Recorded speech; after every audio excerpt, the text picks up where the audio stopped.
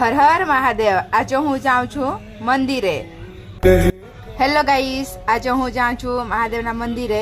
બધાને હર હર મહાદેવ. સવારમાં મહાદેવના મંદિરે નીકળી ગયેલી છું. રસ્તામાં જતા જતા આપણને મળી ગઈ છે નારિયેળની એક લારી. તમે લોકો જોઈ શકો છો.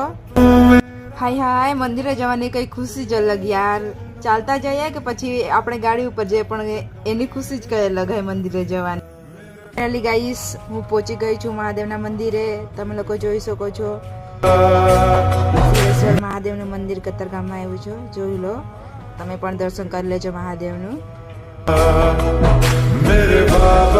છે આપણા મહાદેવ, શિવેશ્વર મહાદેવ, અને આ છે આપણા ગણપતિ બાપ્પા.